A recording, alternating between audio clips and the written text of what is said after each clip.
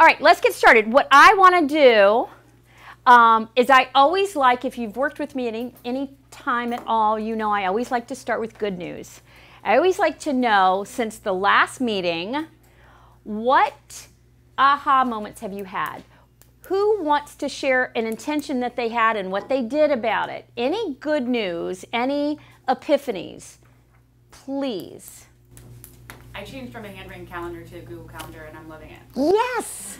I'm so excited! That's awesome! Are you color coding? Are you color coding? Yes. Yes! All right. I love it. I love it. Anybody else? Hi. Hi, sorry, I had to go to the washroom. That's okay. Who else? I like the piece in the book where it talks about the activity is what, it's not your important activity, it's not your something activity, it's the activity that will create more. Do today what's going to save you time tomorrow. Significance. Hey, how are you? Love that, Alina. What else? Well, there were a few things from those first 3 chapters. One, how much I complain about being busy. Ah. I mean, it's like, you know, it's interesting. Society, we've somehow attributed that. We somehow think that's a great thing for you to be busy. Yeah. Like it's a pride point or something. How crazy is that? yeah. Yeah. There's also something tied into around that leisure. Like we think leisure is supposed to be good, and that's what we're working toward. But really, I think it's a misconception. And I love the thing about you cannot manage time. You can really only manage yourself. And so, and schedule my priorities, not prioritize my schedule. Love that. I mean, there's a whole bunch of stuff, but those were the main ones. Yeah. Fantastic. Yeah, I can resonate on what she just said, but one of the things, I printed the calendar out that you gave us, or the schedule. Yes. And I kind of like that. I felt like maybe I'm doing more than I thought I was doing by looking at all of those things. Good. Looking at how effective I can be, and I know it's self-management that I need to do, not time management. So Love then I that. started looking at, well, yeah, this might be something I can work with here. Good. Now, I do have a question. Yes. I guess it's a Microsoft program, or how did that come? I tried to say Outlook. that. Okay. No, it didn't. It came Google. It's Excel. No, it's Oh, Excel. the tracking sheet was Excel. You have a Mac, right? Yeah. Yeah, when I downloaded it, it converted it to a doc where I could use it in Mac. Okay, I haven't. Yeah, you have to open it with the doc X or Well, whatever.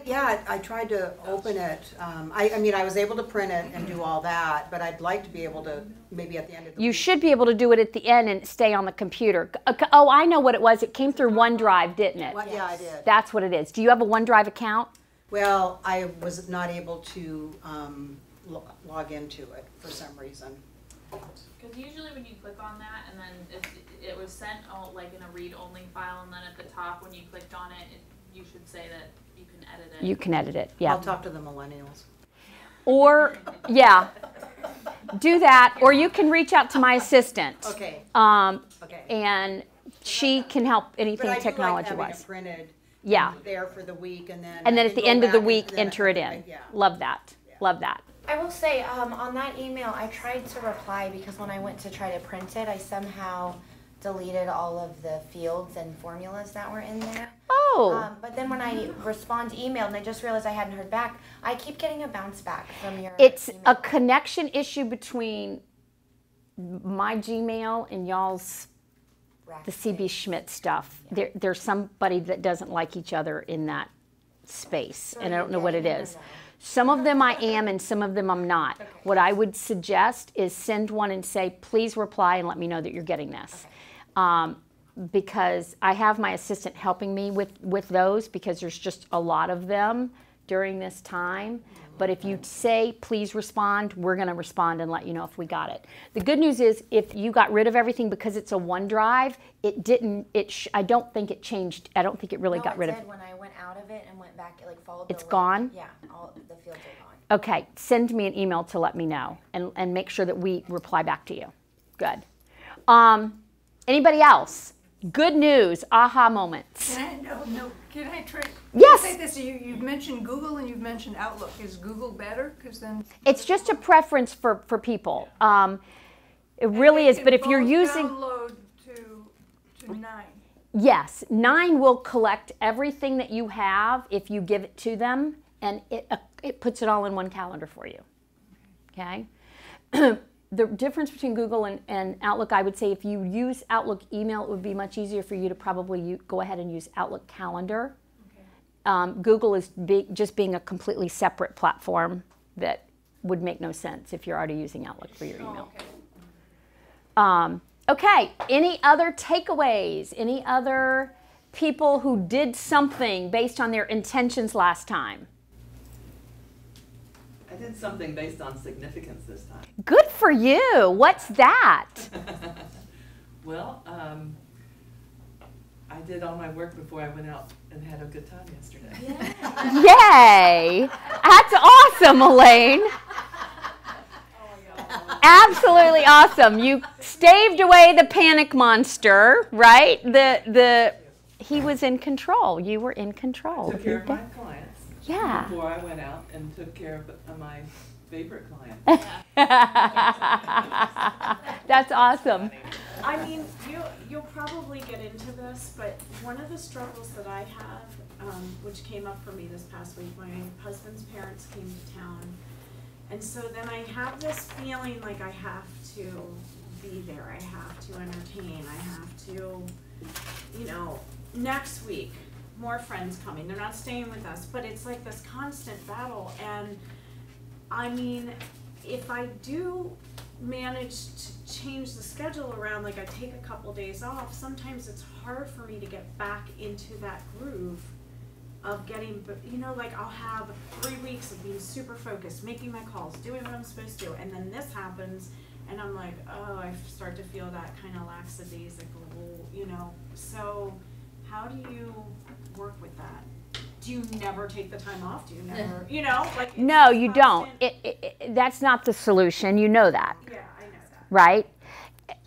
I think one of the things that what you're saying is more an issue of the choices that you want to make rather than an issue of anything else.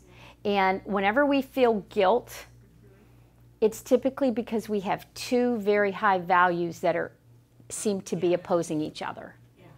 And that's what you're guilty about either one. right. That's what you're describing, right? And so really it's really more of a question of, okay, what are the two things that I'm valuing here and how do I want to manage that? That's really what it's about. So maybe something like a little bit of a compromise, like, okay, I work for the first 4 hours of the day, then I come, something like that. Whatever's going to serve those values for you, because exactly. And get it what I can done. Yeah. Mm-hmm. Block out and then start again The next day. Well, like in the afternoon. Yeah. Go Yeah. visit, play in Yeah. the middle of the day, and then say, okay, at such and such a time, I'm going to do an hour to clean up. Right. Okay. What did you want to say now? So, excuse me, that rolls into that is like when you said in this book that your time management is not just, I guess not structural is the word that you used, but it's also emotional. Mm-hmm. And so that's why you have to be able to juggle things like that, like emotions, because it's when he does the example of his, I think you said it in that TED talk that you put up there, when his 2-year-old daughter came up to his friend and he realized it was emotional how you spend your time as well too. Mm-hmm. That fills into that. Yeah. And like how you want to spend your, obviously you want to go out and hang out with your friends, and Yeah. you know what I mean? But yeah.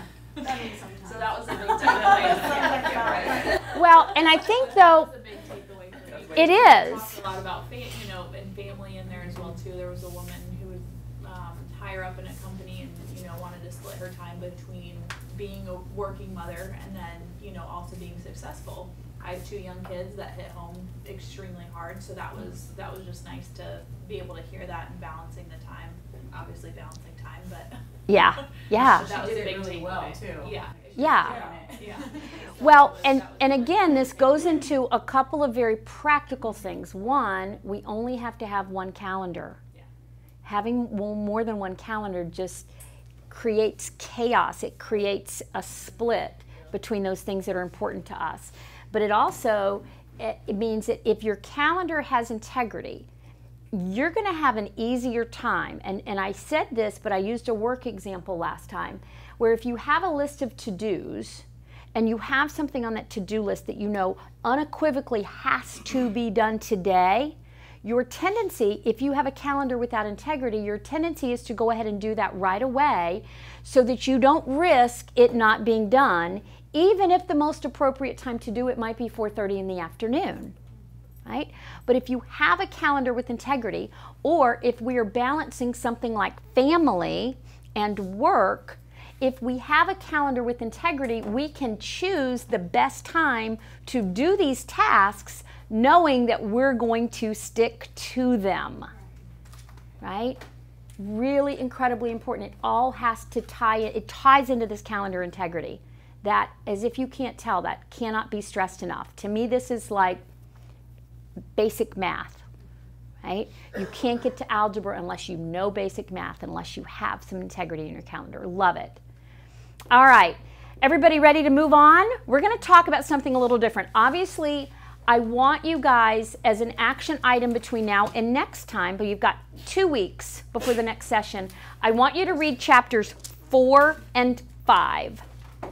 So what we're going to do in the book is we're going to talk about the 5 permissions, but we're going to go through the first 2 steps of the focus funnel. So the very first step of the focus funnel is eliminate, and the second step is automate. So as you can imagine, in our next meeting, we're going to start diving into that automate real heavy.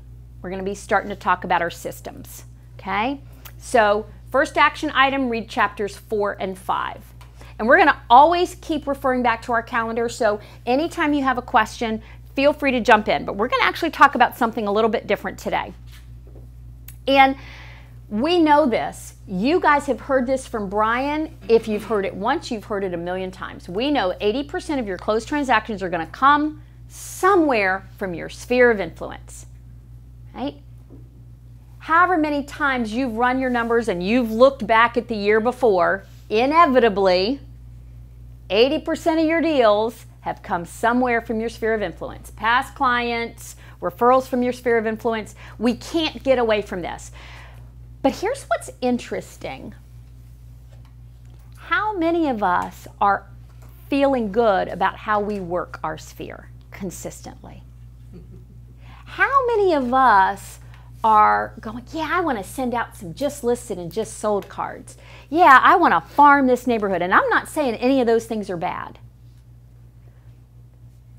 But when 80% of our deals come from our sphere of influence, doesn't it make sense that we have this part right?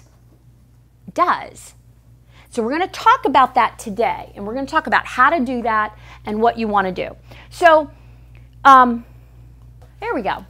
All right, so what I want you guys to do right now, first of all, I don't know how much you might be able to read this. Have any of you checked your email? Do you have an email from Nikki already? Yes. Okay, open up that email. I'm trying to conserve paper here, guys. I didn't want to print all of these. Now, anybody heard the term Hot 100? Okay, what's a Hot 100? Somebody tell me. Top priority 100 people. Okay. All right. Hot 100 is 100 people that you know. How many of you have done your Hot 100 within the past 6 months? 2 people. Okay. So here's an opportunity. Did you both, by the way, did you both get to 100 people? Good. Did you get to 100 people, Elaine? Did I get to 100? Uh-huh. 97. Okay, well here's your opportunity, Elaine, to complete your Hot 100. I'll just put you on it. I should. Why wouldn't I be on there? Why wouldn't I be on there? What I've done is I've sent you a memory jogger, okay? And for those of you who have not done a Hot 100 in the past 6 months, and you think, oh, I've been in the business forever, I shouldn't have to do that. I'm telling you, this should be something you do every single year, okay? I'll tell you a story. You guys know Tommy Mack, right? So I started working with Tommy he had been in the business 12 months when I started working with him. And one of our coaching calls, he wanted me to come and do it in person. So I went to his home office, and he had a whiteboard in his office. Now, in less than 12 months, Tommy's initial goal was to make enough money so that he could quit the fire department, right? And he did it in less than 12 months. And you know now he's doing a lot of business, isn't he? I think he's been licensed 6 years maybe, something like that, not a long time. And he's doing exceptionally well. But when I went into his office, something struck me on the whiteboard. There was something written at the very top, and it wasn't marked out. It was one of his to-do lists. You know what was on the top of the list? And it wasn't marked out? He said, this was what I decided to do day one. And he goes, I leave it up there because it's never been completed. And the task on his list was call everybody in my phone.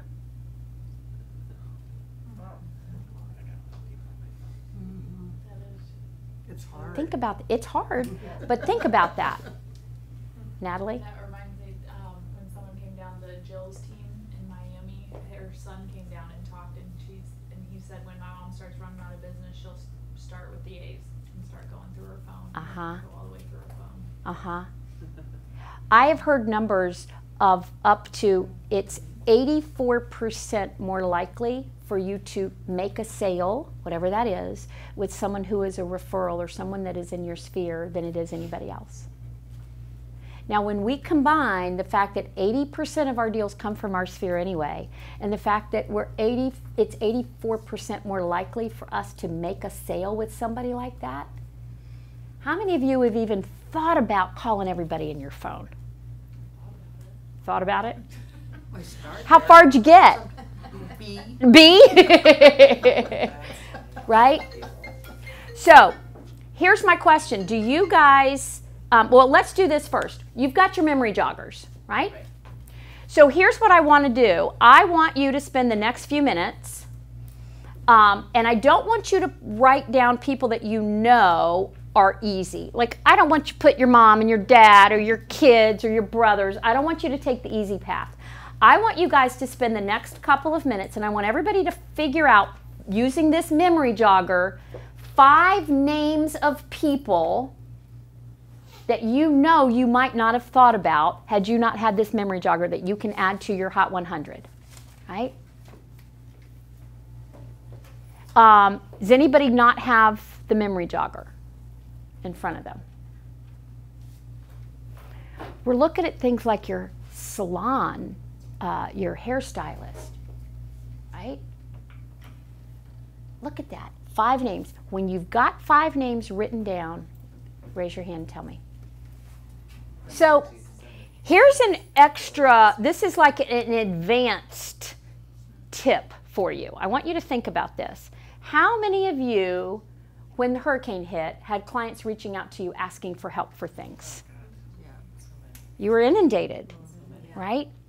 I got to tell you, a lot of these people are people that you should make sure that you have developed relationships with, because when we're talking about building referral partners back and forth, you need to be focusing on how you can refer people to a lot of these people.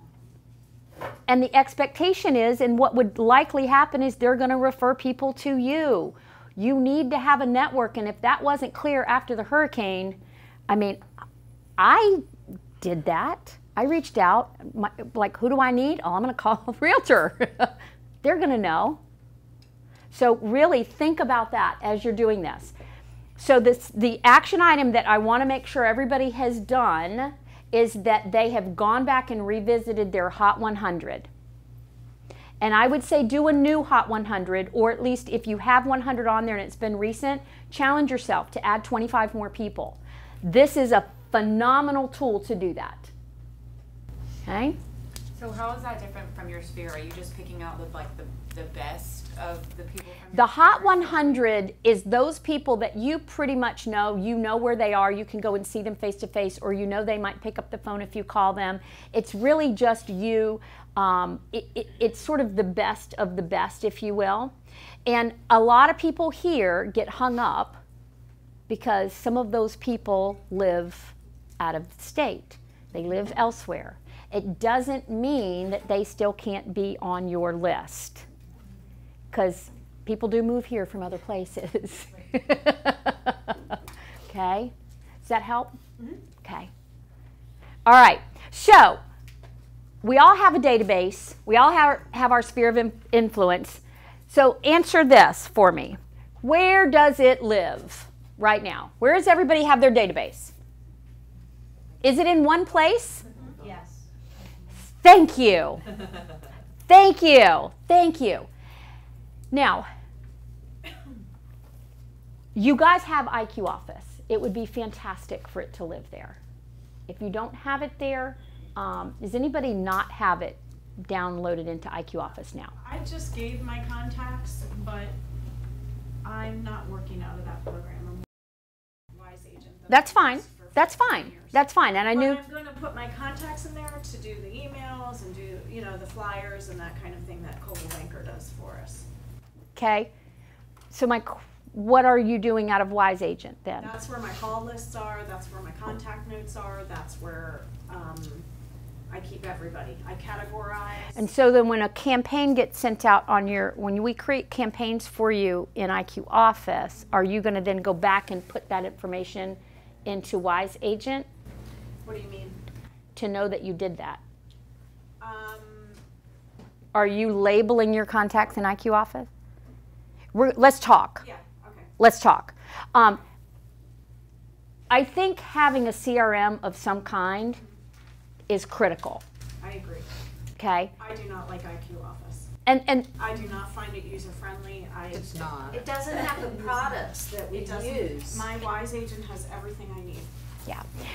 I know that they're working on that. I met specifically with Ruth and Steve about some of the things that I thought might be missing, or that there were opportunities for us to add in lots of different areas. Did you look at their selection of people? Like, like buyer SOI? Yeah. I mean, it's really confusing. Yeah. We talked a little bit about it, and as we go through creating these systems, I know that they are really trying to make this, to create this to be of benefit for you guys, to create it so that there are systems that you can actually use, okay? I know it's not the bee's knees right now, it's not the end-all be-all right now, but I know that they are working on it, okay? And so what I'll say for the purposes of right now is you've got to have your database in one place, okay? Is there anybody in here who doesn't have it in one place? Okay, perfect. Now, from there, we've got to talk about your communication procedure. Who feels like they've got a solid system for their communication to their sphere? Anybody at all? Melissa does. You just said so. I don't know what you mean by that. So, Melissa, let me ask you, do you have your sphere labeled so that you know these are the people I'm going to talk to once a year or twice a year, and I'm going to send them another kind of communication these other times in the year? These people I'm going to reach out to, like a system. Yes, so actually that's something that I have just recently started to work on because I didn't have that. Right now the calls are organized, but as far as the email campaigns, so what do you mean by the calls are organized? So I have the ability to, when I make a call, I can then assign the next call. Okay. And then and I assign alert, so it alerts me the day that I'm supposed to make that call. Is there time on that? Yeah, specific time.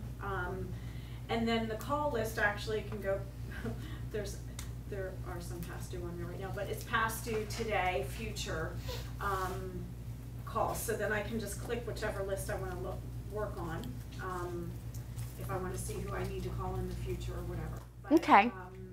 You're 80% there. Yeah. You're 80% there. The other touches besides the call, and I do the quarterly report, so I have that set up that every quarter is mailed out. Mm-hmm. But okay. So that's really good. I mean, she's 80% there. Does anybody else have a anything similar set up for themselves? Okay, this is what we're going to have. This is what you guys, the first system that you have to create is this system right here. This is single-handedly the most important thing, the most important system. So let me tell you, when I'm talking about a system, has anybody worked in a big company where they had processes and procedures? Both, right? What's the difference between a process and a procedure? The procedure is how to do it. Yes. The process is what the goal is, what you want to do, right? But the procedure says, okay, I'm going to do this, then I'm going to do this, then I'm going to do this. And that's what you guys have to get to. You have to get a solid procedure created for your sphere of influence. Okay? And so what that's going to look like is we're going to start with labeling. Okay? So would labeling be the same thing as categorizing? Yes. Okay. Yes. But the reason that I use labels instead of categories is we can go down a real big rabbit hole of categories. Yeah.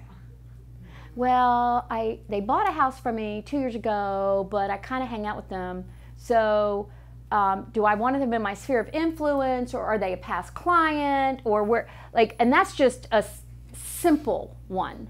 There, we can get very convoluted when we start talking about categories, right? So that's why I like to think of labels. So you can do something very simple, A, B, C, D, 1, 2, 3, 4, whatever you want to do, whatever's going to work for you. But what we want to do with our labels are going to dictate the procedure we use. Okay? So in other words, the time frame for conversation is going to be based on the label. You might have all of your past clients in a category, a label A, for instance. And some of your sphere of influence are there. Or you might have some combination. But the label dictates the system, the procedure. Is that making sense? Now, then you want to say, okay, for my A's, how often do I want to talk to them? Now, I'm going to tell you right now, if we talk about A, B, C, D, your A's are those people that send you business, that are your closest people to you, people that maybe they've bought 2 or 3 houses from you, or you've sold 2 or 3 houses. Those are what I would consider to be your A's. Okay? You have to get granular with that and decide specifically for yourself. But you need to label everybody in your sphere something. So that's the way I would describe the A's. Your B's are going to be those people, maybe you don't need to quite, like those A's, you might want to call them every quarter or see them, right? But your B's, maybe twice a year. That's enough, okay? Maybe your C's are just once a year. Maybe it's those kind of random clients that, you know, you got them off Zillow and they bought pretty quick, and, you know, you just want to make sure every year you're reaching out to them, okay? Or maybe it's that person who's just kind of an acquaintance, but you just kind of want to stay in touch. Keep them on your radar, okay?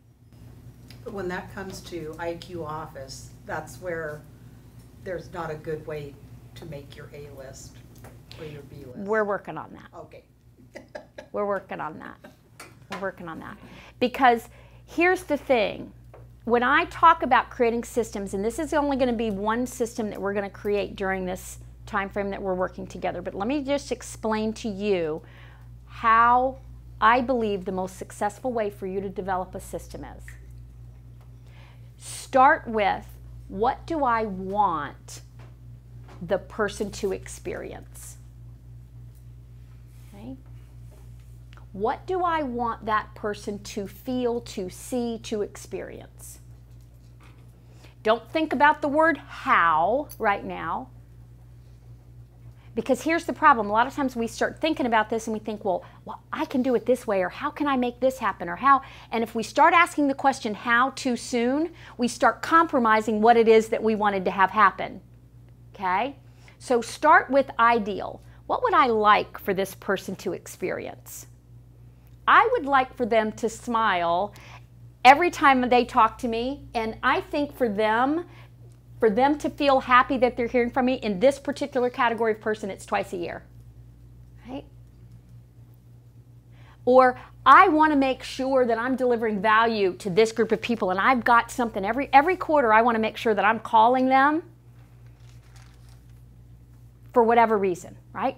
What is your goal for each of these? Because the how, we can figure it out. But if we don't know what we want ideally, it's difficult to know what to do to make that happen, isn't it? So with Melissa, what drives your decision making? Because what you're saying right now is you decide when you hang up with them when the next call is going to be. How do you know when that next call is going to be? Sometimes it'll just be based on the conversation that I have. Mm-hmm. If it's a lead, Yeah, especially. I mean, this is where I get hung up. I have, like, I don't have labels, I have categories. Okay. I have Florida real estate. Everybody gets that category because that falls all under Florida, because I used to be in Delaware. I should just remove that because I'm never going back to Delaware. But Chapter 4, Chapter 4, we'll get there. But anyway, and then, you know, then I have like expired listings, expireds that I made contact with, expireds that I might need to do a mailing to. So it's all kind of, so I can't really answer your question. Mm-hmm. Well, it's just based on the conversation. They may say, don't call me again, or they may say, look, just call me in a few months. Right. Or, So what I'm going to say here is we are the ones that want to be driving and thinking through that. Obviously, if they say don't call me again, great. Let's get rid of them. We don't. and that's what I just did recently. Yeah. Finally just deleted people that I was like, I can't let go, I can't let go. It's crazy, right? Aren't we just insane when we do that? But there's just area of opportunity, right? And what I would say is if we know the category that that person is, we don't want to have to spend a lot. What did we talk about last time as far as efficiency with what we're doing and knowing what we're going to do next? And how do we create momentum when we're calling people? We're creating momentum by calling, picking up the phone right away after that. We don't need to sit there and hem and haw and go, okay, well, 3 months, well, July, well, no, let's just make that October, right? And then you have to pick a date. That's what I do. Right, Exactly. right. And so then the next call is almost as hard as the last call because you've had so much time. Am I right? So what we're saying is we want to create a system that gets rid of a little bit of that if we can and know, okay, these people, and it's June. These are the people I needed to call in June. I have these 38 people that were on my list to call in June. So I've got 4 hours blocked sometime in June, and I'm going to go through the list. Right? And then you know that you called them in June. The next time you're going to call them is in November or whatever. Makes it simple, right? But to go through that, you are probably spending 3 or 4 times the amount of time you need to. And when do you actually schedule that in the system now? Because my fear is, oh my God, I'm going to forget to do it later, so I do it, you know. So when we have a calendar with integrity, and we have these events scheduled in our calendar, then we know, okay, this is the time for me to do it. Let me pull this list up, and these are the people I'm going to reach out to. What about the contact notes? You know what I do? I pull up the contact notes as I'm dialing the phone. That's typically, I just type it, the conversation in. Yep, Okay. yep. I mean, literally when I'm dialing, I have a CRM that I'm dialing from. I know who I'm calling, and I'm calling, and as I'm calling, which, of course, if you answer on the first ring, it freaks me out a little bit because I haven't typed your name in all the way. But it's literally, as I'm dialing them, I'm putting their name in, and I'm reading the previous notes. Yep. That's what I do. And it's a little bit scary for those of you who are very detail-oriented and very, very structured. I get it. But I promise you, with a little bit of practice and a little bit of faith, it'll become a little bit easier. Because I know there's some of you out there who that idea just freaks you out completely. You have to do all your research. You have to be prepared. I get it. But we want to make this easier, and we want to make this because 40 people should take you 4 hours, no more than 4 hours. Okay? And here's the thing. If you are working it in your calendar appropriately, you're going to know when those best 4 hours are. Right. when you are likely to reach people or not reach people. There are times where you want to call people and it's okay if you don't reach them, right? Well, then call them in a time that you're less likely to reach them. I mean, makes sense. Okay? Is that helpful? So we want to label people in our database. We want to know what the time frame is, and then we want to set up when to fill in the gaps when we are going to have electronic communication, email, whatever it is. Okay? So if you know you want to talk to your people quarterly that are on your A list, maybe you want to send them something once a month. Maybe you only want to send them something quarterly. But you need to know what that is. Okay? Now, let's talk about content for a minute. Because if you're like a lot of people at this point, say, okay, great, I'm going to call these people and I'm going to do it this every so often. But then you go, what the heck am I going to say? Am I right? There are a couple of you that might have done this exercise way back in the day, but I'm going to bring it up for all of you new folks or for those of you who may not have done it back in the day. You know, what comes to your mind when you hear Oprah Winfrey? What comes to mind? Money. Well, Famous. Famous, money. Influential. What does she, influential, self-help, right? What comes to mind when you hear Starbucks? Coffee. Mm-hmm. What else, though? What else? They're everywhere. Expensive. They're expensive, right? So, But you keep coming back. but you do, right? So here's, what about Elon Musk? Who? Elon Musk. The car. Tesla. Tesla. Car. Tesla. And what do you think about Tesla? I love it. Success. Success, you know, innovative, right? Green, what all these things come to mind. My point is, each and every one of you are your own business, and whether you know it or not, you have created a brand for yourself. Okay? It exists, whether you know it or not, and whether you know what it is or not. And so the challenge that I'm going to give you, does anybody feel comfortable about what people think about their brand? Like if they could describe their brand, their own brand in 3 or 4 words, does anybody feel comfortable about what they think that what they've put out in the world as their brand? How much time and money do people spend on branding? And I have how many business owners in here? And you guys are looking at me like I got 3 eyes. Seriously. It's kind of like asking somebody what they think about you, though. Well, it's a lot like that. No, it's what you think about yourself and So saying it out it's loud. it's all of these things. So here's my challenge to you, because first of all, if you don't know what your current brand is, how are you going to make it be what you want it to be? Right? You might have the brand you want. You might be way off. So the first thing I'm going to say is I'm going to challenge each of you to go ask 5 people, preferably people that you have done business with. It could be colleagues, but they have to have some clients in there too.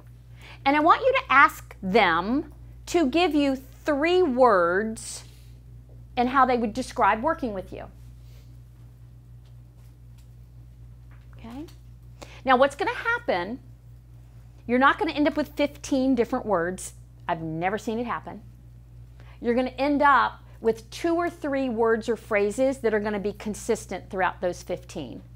And that, my friend, is probably the brand. That brand is what people think when they do business with you. That's how you make people feel. That's what you're making people think. Okay? That is your brand. So I'm challenging you to know what your brand is currently so that you can decide, do I like this or not? Right? There was an agent in Key West way back in the day. And he was fairly new. And we were talking about branding. We were talking about his value proposition. I hate that term, but value proposition. And he was thinking about how he wanted to communicate. And he goes, well, you know, I want to do a newsletter. Great. And he goes, well, you know, besides the statistics, you know, what else do I need to put in the newsletter? And I said, well, what is your brand? And we went back and visited what the brand was that they had created. And what they had shared with me was what they did exceptionally well is they made people feel comfortable. They made people feel like they cared. They made people take something that was difficult and stressful and really eased the transaction. That was what had come through for the brand for that person. And I said, so let me ask you a question. When we're talking about content now, let me ask you a question. Do you think those people who chose you and appreciate doing business with you because of how comfortable you make them feel and how you ease the stress, how much do you think those people care about statistics? He said, well, I guess they don't. I mean, I wouldn't. I said, well, then why are you sending them statistics? So when we're talking about content, you have to know what your brand is that you want people to feel. You want to know how you want to come across. You want to know what that ultimate goal is, because once you know that, creating content becomes a whole heck of a lot easier, doesn't it? You know, that person realized, you know what? These people looking for income producing properties that are, you know, coming from wherever, probably not my cup of tea. They're probably not going to appreciate what I'm doing, and I'm going to struggle working with them. Doesn't mean we have to eliminate people, but know your audience. You can't be everything to everyone. You can't. But yet we get into this fear place, and we feel like if we are getting specific, then we are excluding people. I had a coach colleague of mine years ago, and she was a mother of 10-year-old twin boys. And she said, you know, I get a lot of emails all the time. And a lot of times I get emails for parents of multiples. She goes, I don't pay any attention. Parents of multiples, I don't pay any attention. She is a parent of multiple, but she doesn't pay any attention. She said, occasionally I'll get emails that specifically talk to parents of twins. Sometimes twin boys. Still, probably not going to read it, probably not going to open it. But she said, if there is something that comes to me that addresses parents of twin adolescent boys, 100% guaranteed I'm going to open it. Right? That's being content specific. Knowing your brand, knowing your audience. I can't tell you guys what you need to put in your content. But you should know, once you know how you're showing up, what your brand is for your business. And think about it, your listings are kind of like your store, aren't they? So if you are listing higher dollar properties mostly, doesn't that affect the content that you're going to be sending out? It should. Right? Or vice versa. It's not that we want to be exclusive, but we got to know who you're talking to. And that's going to help you with your content. Questions? I'm just thinking my listings are all over the place, from 200,000 to 2 million. So, how do, you know, well, then dive into your brand, Elaine, because there is a common thread for you. There is. You got to. I can do it all. Yeah, but there is a common thread for your brand. There's similarities between all of those people that have chosen to work with you. They've done it for a reason. They're getting something from you that they weren't going to get from Natalie or from Wanda or anybody, right? And you want to know that, don't you?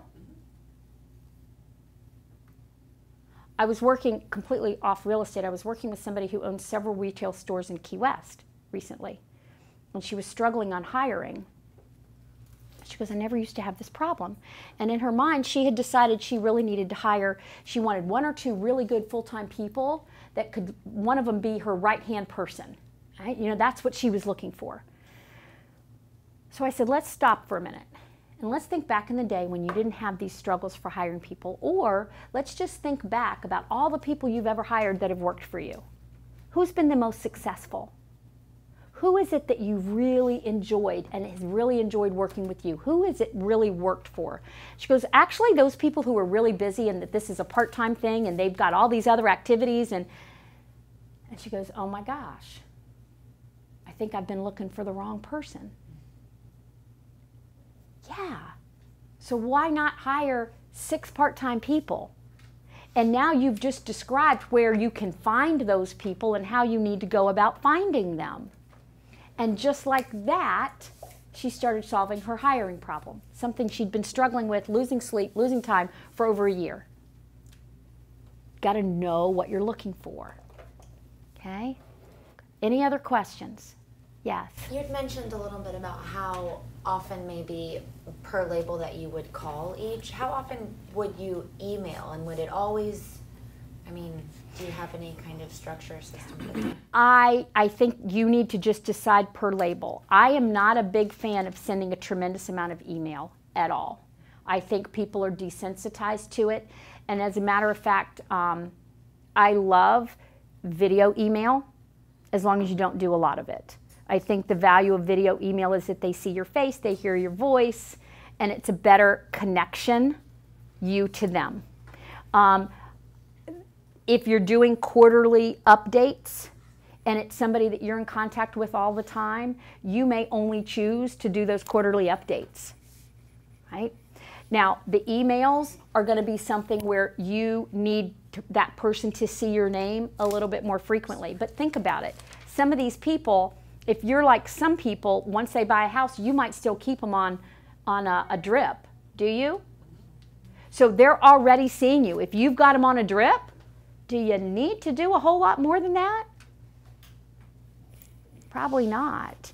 And think about this. You need to think about your email communication, your electronic communication in conjunction with any social media that you're doing. Because if you're sending somebody email, you're likely connected to them on social media. So what we don't want to do is we don't want to have people start defriending us or eliminating us or opting out. Okay? So on the email, I would err on the side of fewer than more. But it's going to be different depending on your social media presence and that kind of thing as well. IQ flyer that goes out constantly to all of our people, is that considered email? I mean, that's an email. Yeah, it's just considered a nuisance. To us, but our clients are only getting what we send them. I mean, they're only getting our listings. They're not getting one from every one of us. Right. Yeah. Right. I will say this. The value right out of the gate for IQ Office, it's so funny because before Ruth and Brian called me to start talking about doing this, I suddenly started getting an email from somebody I hadn't heard from in a long time, Natalie. And I thought, that's really interesting because I haven't heard from her in a long time. Why am I suddenly getting these flyers? But I thought, way to go, Natalie. Seriously, that was my thought. And it was because she had put me, I was on her list in IQ Office, and I started getting those things, right? Now, I hadn't heard from her otherwise, I'll just tell you. I'm not gonna, you know, in years, that's okay, having babies, I get it, all that. But that's a huge benefit, right? Because the very first one I saw, I was like, oh my gosh, oh, look at her. And there are a lot of people out there that would have the same thought about you. Okay? We get caught up in our own head. One of the things I'll tell you right now, because we're talking about making phone calls and we're going to talk about all this stuff, it's hard to be nervous when your heart is on service. Think about that when you're creating content. Think about that when you're going to pick up the phone. Nervous when your heart is in service. Mm-hmm. Oh, in service. In service. On service. No, on yeah. Okay? All right, so now let's talk about, I should just put this down. It's not working. All right, let's talk about referrals. All right, let's talk about referrals. Somebody give me a definition of a referral. Not a trick question, I promise. Definition of a referral. That sends business to you? Okay. Somebody who sends business to you, that's one. Okay. Well, anybody have a little bit of a different twist or different? Agent to Someone who agent. gives your information to someone else. Okay. Okay. Anybody else? Someone who is referring your service because they've experienced it. Okay. Or know you and know how you work. That's what I was gonna say, somebody who knows you and likes you and is gonna recommend you to somebody else. Okay. What do you guys think if I tell you, while all of these have bits and pieces that are right, collectively you're wrong? It is a trick We knew that was question. coming. It really wasn't a trick, I promise. So let me ask you a question. How many of you in the past month, I don't even want to say past year, but maybe it would work, in the past month has had a conversation with somebody, and within that conversation you have said to that person, do you know somebody in your neighborhood that maybe I could reach out to? I know you don't know if they're going to list their house or not, but somebody I could reach out to and just be a resource for. And they gave you a name and a phone number. Anybody have that happen? I didn't ask for it. I I had a didn't neighbor either. come and tell me. I didn't ask either. Okay, doesn't count if you didn't ask. Okay. Right. If you didn't ask, it's awesome. But if you didn't ask, I want to know when you asked. So Natalie, how many? I got, well, one, I moved What? into a new neighborhood and I just introduced myself to the neighbors, told them who I was, and there we go. And you got one name and number. Perfect. That's what I'm using as a definition for a referral. Okay? That's what I'm using. And there's a very specific reason why I'm using this as a referral. Do you know why most people don't get referrals? They don't ask. Pretty basic. We are hidden agents. Yes, Ryan. we are. So you're saying it's only a referral if you ask for it? That's what my definition is. I think it is phenomenal that people have provided such fantastic service and have created and developed and nurtured such great relationships that people are sending them your way. I think that's awesome. Here's the problem with that. It perpetuates this idea that sales is completely passive. Oh, I wonder what kind of business I'm going to do this year. Oh, complete surprise to me. No, it shouldn't be a surprise to you. It should be based on the amount of activity that you do. Right? And so that's why I'm narrowing it down to this. Okay? Because do you have control over asking for referrals? Mm-hmm. Yes. Do you have influence on doing it correctly and getting people to give you names and numbers? Mm-hmm. Yes. So that's what we're going to work on. Fair enough? Okay. Who has a process at all for asking? Okay. At the closing, Okay. usually because they like you. Usually because so you were doing great when you said at the closing. Okay, yeah. That is one place that I think everybody should at least have a process. The other one is when you get the listing, and I don't. Melissa, what were you going to say, Melissa? Yeah, if I'm doing expired calls or any kind of prospecting calls, if I always ask before I hang up if you know of any. Perfect. To buy or sell. Well, the fact that you ask is fantastic. We're going to tackle that question because that's These not a are great people question. I know, though, I know. so, So think about this. This is what I want you guys to think about. First of all, when do I ask for referrals?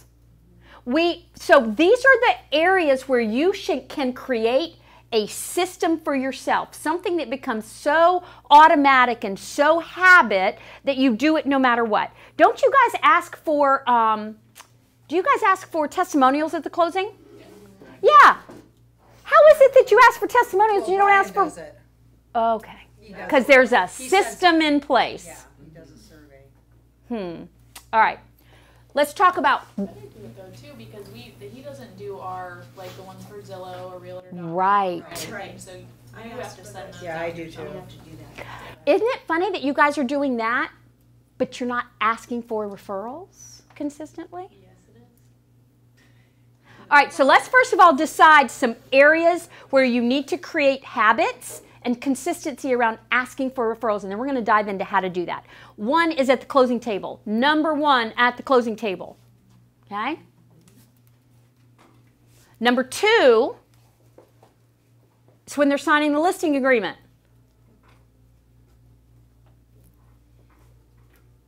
Number three is when a buyer writes a contract for a house. And number four, anytime somebody tells you no.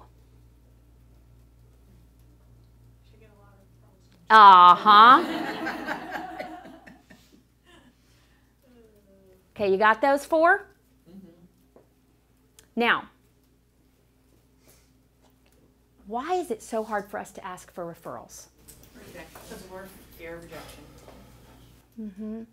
What's going through our head when we're stumbling around and we decide not to ask for referrals? What are we thinking? We've already answered the question in our head. I'm a pushy salesperson.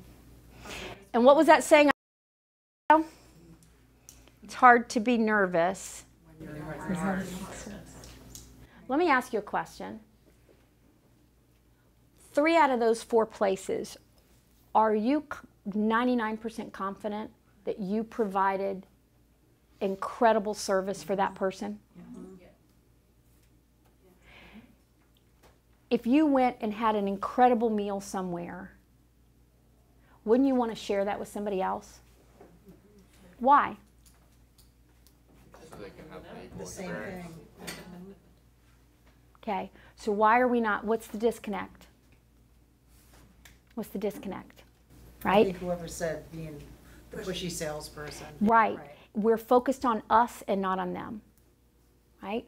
Let me ask you a question. If your mother, grandmother, sister, brother, or whatever family member was going to list their home, and let's just say it's somewhere where you weren't licensed, wouldn't you want to pick and choose the person that they worked with? Why? You want them to have a good agent who's going to represent their interests. Right. So we have these clients that we've built relationships with. Why would we not want to help their friends and family have the same level of experience they had with us? The only answer is because you're worried about you. You're not in service to them. Okay? Now, the other reason, and this is way down the list, the other reason is the way that we ask for referrals, we rarely get a referral given to us. Am I right? Because how do we typically ask? Do you know somebody who's looking to buy or sell real estate? Isn't that what you say? Let me ask you a question. Do you go around and tell all your sphere of influence and everybody that you're thinking about listing your house before you hire a realtor? Come on, do you? No. Do you go around telling all your friends and family before you've gotten pre-qualified and before you've hired a realtor that you might buy a house? No. That would be risking an incredible amount of embarrassment or questions. Like, you don't just share that personal information with people, but yet we're asking people, do you know somebody who's looking to buy or sell? Most of the time, even if they do know somebody, they've already hired an agent. So what is this business built on? Relationships. And so when we're talking about referrals, for some reason we get it in our head, the only way a referral counts is somebody who calls us or we get that they're ready to buy or sell today. No. What if we change our mindset around referrals, knowing that we are in a relationship business, and we say, you know what?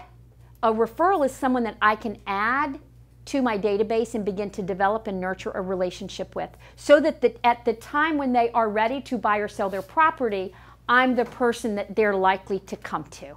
Wouldn't that make a lot more sense?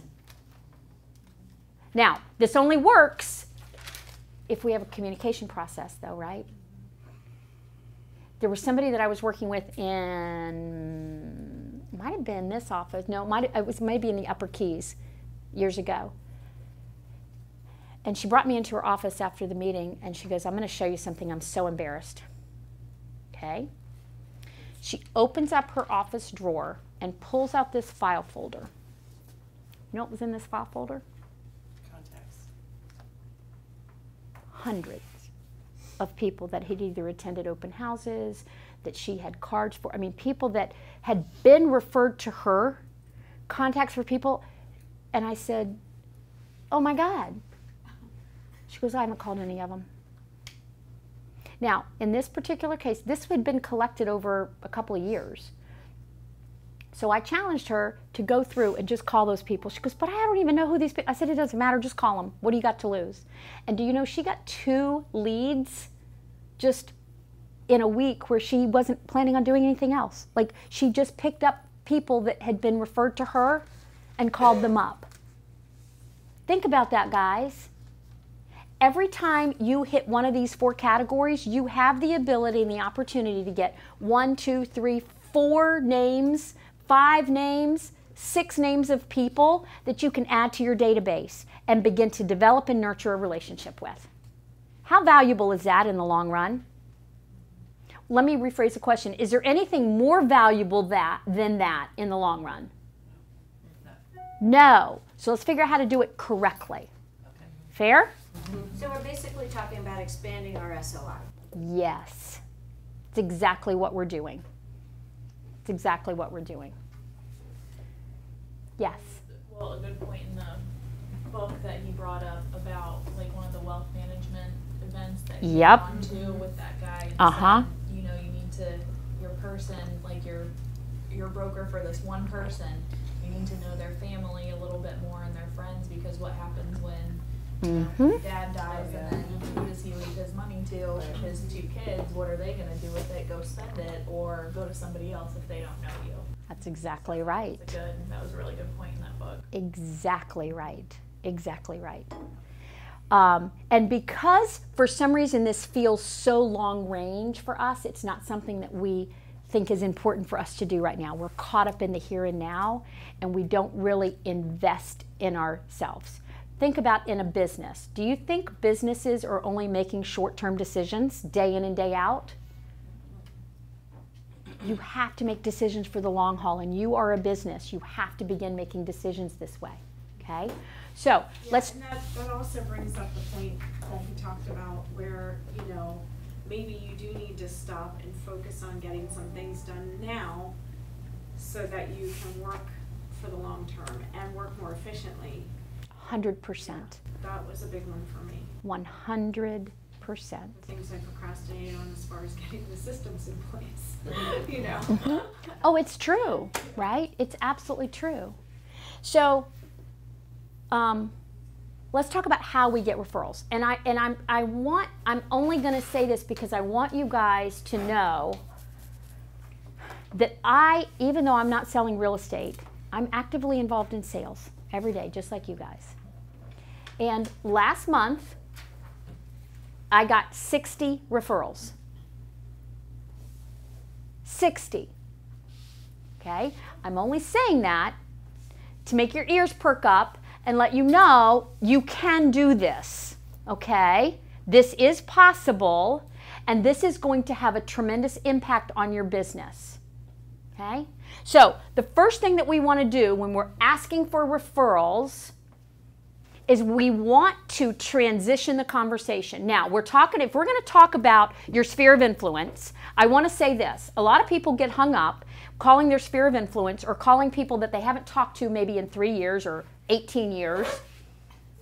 And they say, I don't know what to say when I'm calling this person. I don't want them to, this is going to be uncomfortable.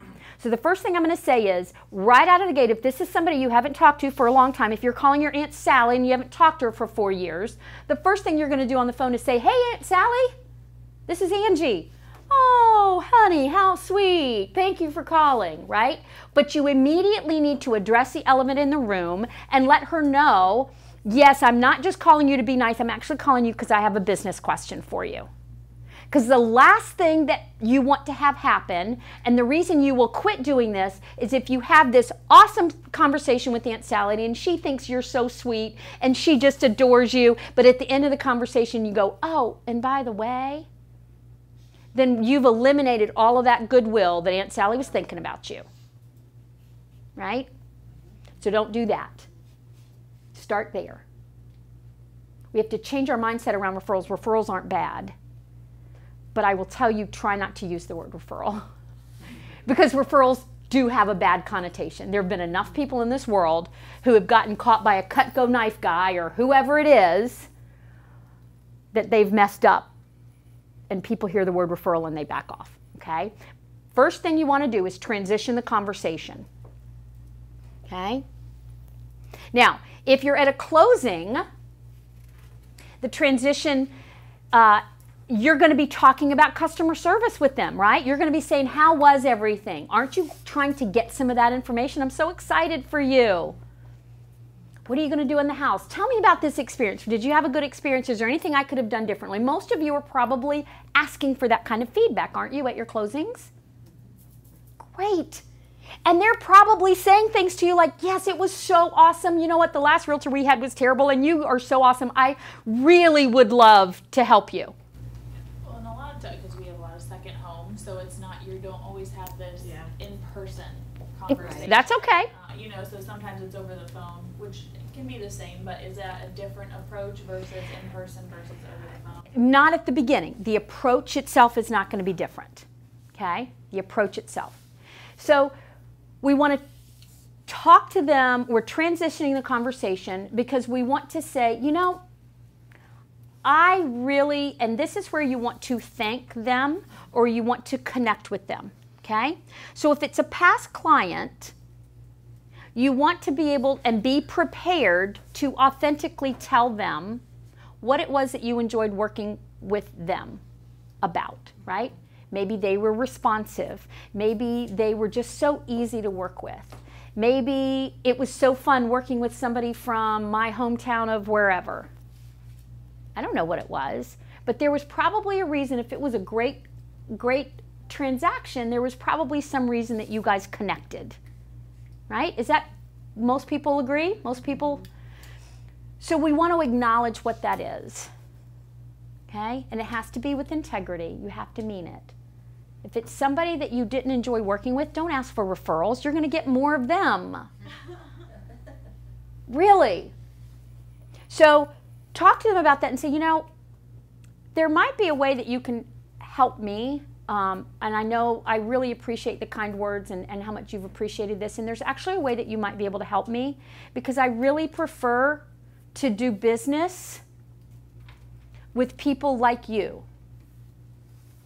You know, I have no idea if who you know would be interested or even need a realtor or a resource for anything real estate. But I guess I'm wondering who you know that I could reach out to, introduce myself to. We're going to start there. Now, I didn't use the word referral. Say that again, Angie. Yeah. Okay. So there might be a way that you can help me. I don't know if you know this, but I really prefer doing business with people like you, whatever that was.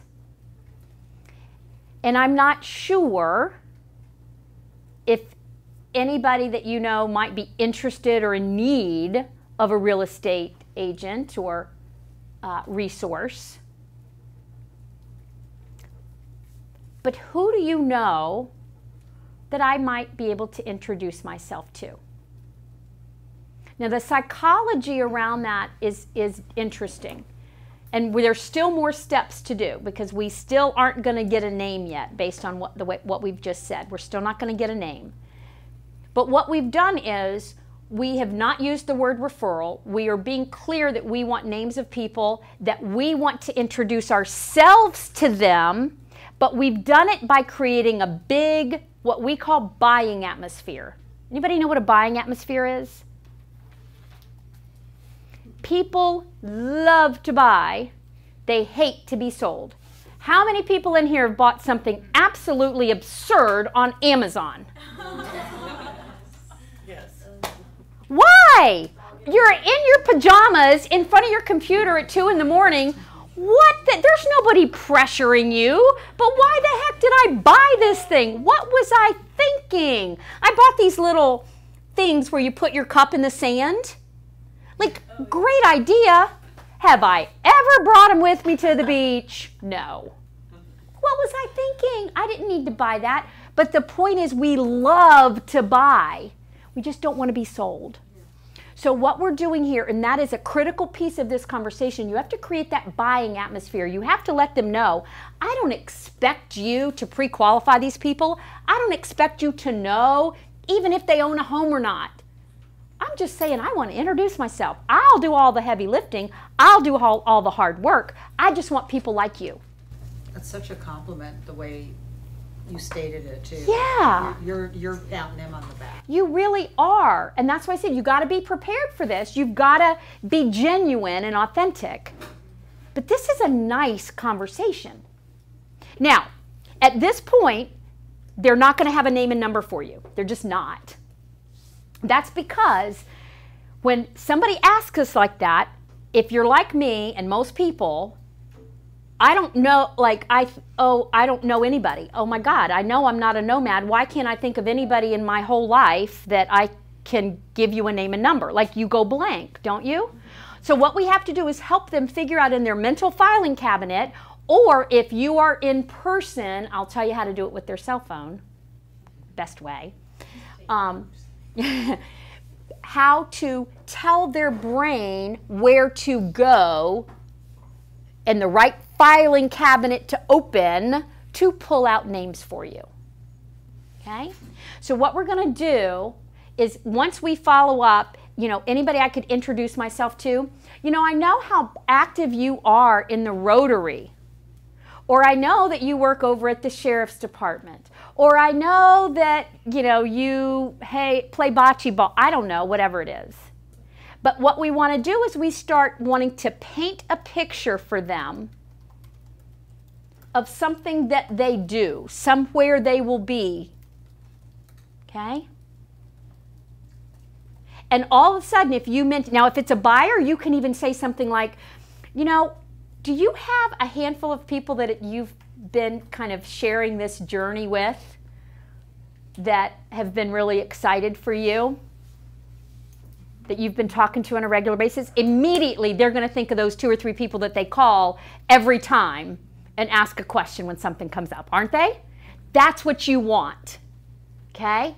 We want to paint a picture for them. Now, if you're still getting a deer in the headlights look, we got to get more specific. So if you say something about, I know how active you are in the Rotary, and then they're still thinking, because there's like 100 people in the Rotary, then you say, I don't know if you have like a handful of people that you sit with most of the time when they do their breakfast. They do. All of a sudden, they're going to think of 4 people that sit at the same table that they do for Rotary, aren't they? So we paint the picture, and then we're going to isolate faces. Okay, everybody with me right now? Okay, now, here's what we're going to do. They're going to give you a name. They're going to give you a name. Now, if you're in person, you need to have a piece of paper and a pencil, and you need to look at your piece of paper. I'm being very dramatic. You're going to look down at your paper, and you're going to write down their name. And this is what you're going to do. You're going to, oh my God, that's fantastic. Who else? I love it. Okay? Seriously. Chances are, if you've done this well, they're not thinking of one person, they're thinking of 4 or 5 people, aren't they? Now, what happens normally when we're not good at this, we're not thinking about this, they give us a name and they start telling us all about Amy over at Rotary or whatever, and we're like, oh my God, that's fantastic, that is so good. And how many referrals do we end up with? One. And they're thinking, because this happened to me. I actually had an agent in Key West a few years ago that I was talking to, and she actually called me. I couldn't believe it. And she actually asked me for a referral. Couldn't believe it. I was like, oh my God, she's awesome. She's asking me for a referral. I gave her one name, and she got so caught up that we hung up the phone. Didn't get a number. Nope. She didn't get the number, and she only got the one referral. And I'll be honest with you, I had 3 in my mind when the way that she asked me. Like, she did a good job for part of it, but she lost out.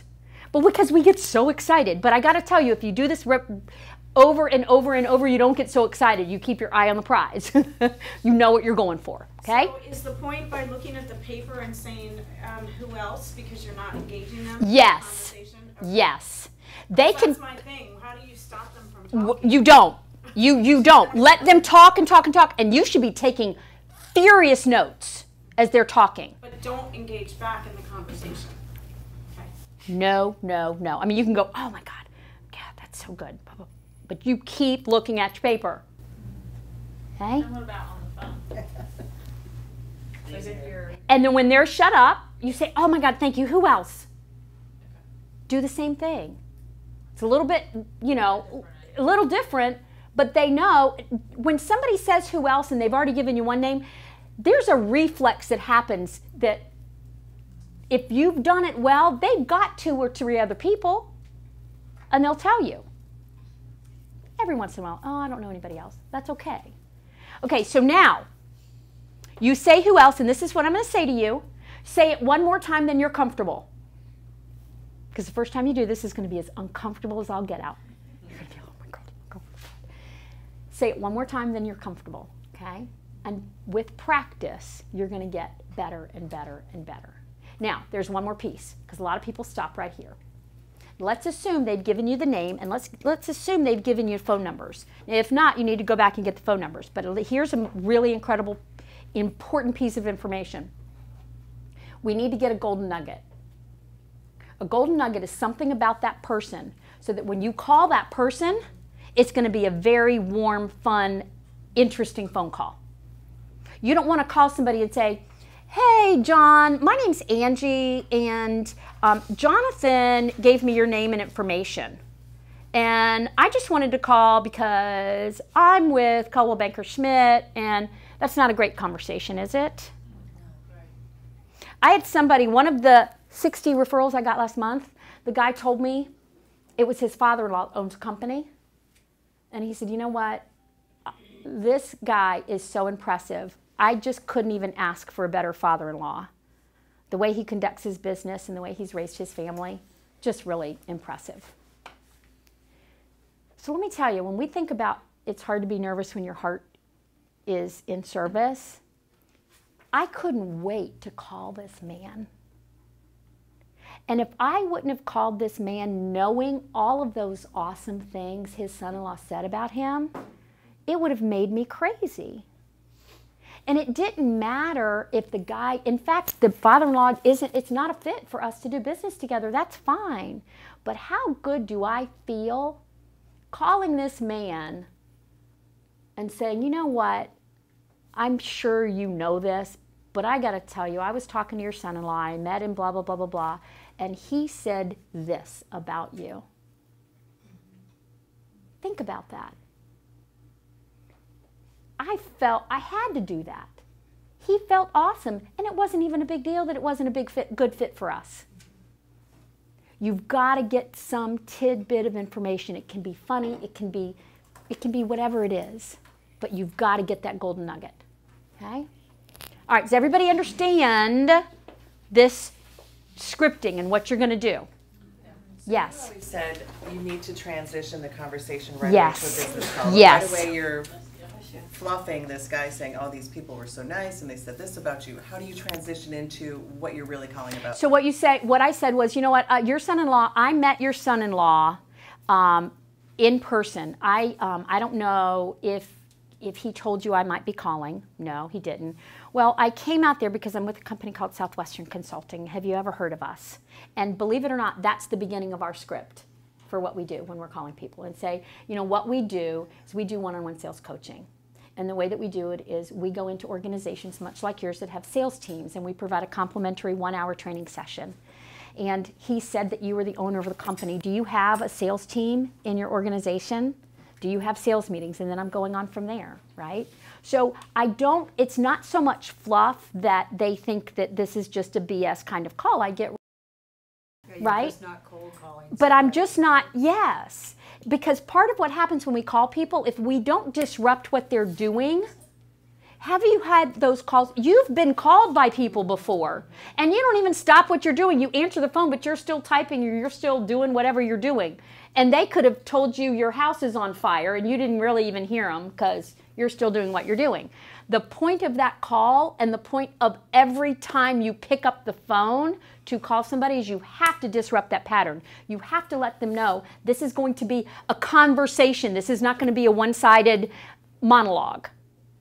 So to say something funny, to say something complimentary is going to start that disruption. Making sense? Thank you. You're welcome. Okay, questions? I've had all this robocalls, and the latest one goes, "You're harder to reach than a rock on Mars." It made me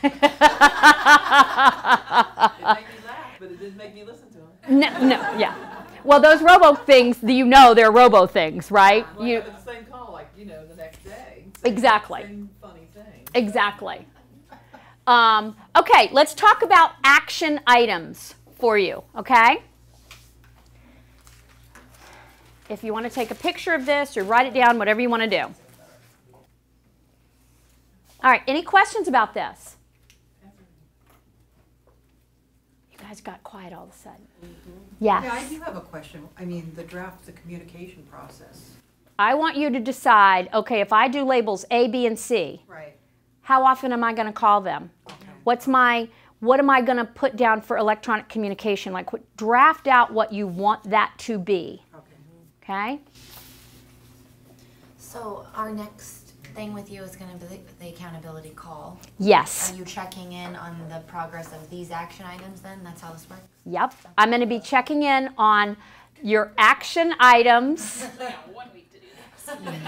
Yeah.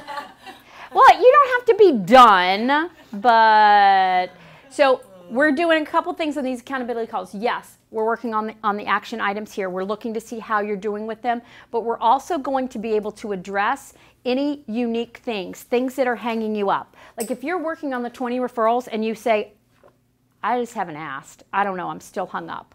Well, that's what we're going to work on, you and I individually, on that accountability call. Okay?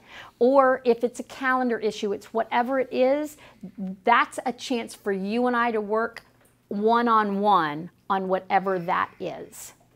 Okay? I have a question about the brand exercise. Yes. Would it be appropriate calling, I mean, obviously you're going to call somebody that you know very well. Yes. That I'm doing an exercise. Absolutely. Throw me under the bus. Yep. And that's what I was going to do. Yep. I get thrown, Lord, if I knew all the times people everywhere were throwing me under the bus for stuff, but yeah, feel free. Brian lets us throw him under the bus all the time. Yeah. 100%. He has big shoulders. Is there a way to approach a group for referrals? 100%. Yeah, how do you do that? 100%. I do that all the time. So if I were going to do that here, first of all, I would have pieces of paper. This is how I would do it. How many of you guys really got value and learned something today from me? Okay, fantastic. So what do you think I might ask you for at this point? Referrals. Because I'm no different than you guys. Did I say you love to. Week? Yes, you did, Wanda. Because I'm no different than you guys. She didn't ask me. I know. I love to work on referrals. And I would have sheets distributed. So let me tell you specifically who it is that I would love to be introduced to. I am specifically looking for owners of companies or sales managers, and it can be any kind of industry. You know, you guys work a lot with insurance, financial advisors, home inspectors, mortgage professionals, all of those people. But it doesn't even have to be that. It could be the wine rep. It could be any of those people. Anybody that you know is in charge of salespeople, right? So what I'm doing is I'm helping them isolate faces, and then what I say in a group like this, you know, all of you have your phones by you. You may want to look at your phone to jog your memory. See what comes to mind. And then sometimes in a group, I'll have a little giveaway or something like that.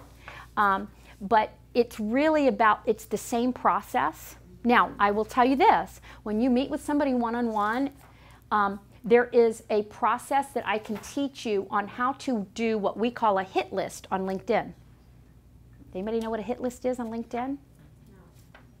I am going to go through somebody's LinkedIn and I'm going to look for people that I want to introduce myself to, and I'm going to find them either from their endorsements or from their connections, and I'm going to create a list of about 20 people, and I'm going to show it to them, and I'm going to say, hey, listen, I took the liberty of, I kind of went through LinkedIn and I noticed that there were some people here that you were connected to that I would love, I'm going to introduce myself to. I'd love for you to tell me, is there anybody on this list that you think, knowing me, that I shouldn't reach out to? And I always have 2 of those pieces of paper. I have one to make notes on, and then they have one that they're looking at. It's a real quick way to get 10 or 15 referrals from somebody like that. Because then I go back, I ask for the phone numbers, I go back and I ask for golden nuggets. Bam. When giving you a referral, do you think it's necessary for us to contact the person we know to say we're giving, or can we just give you the number and then you take it? And, that's it.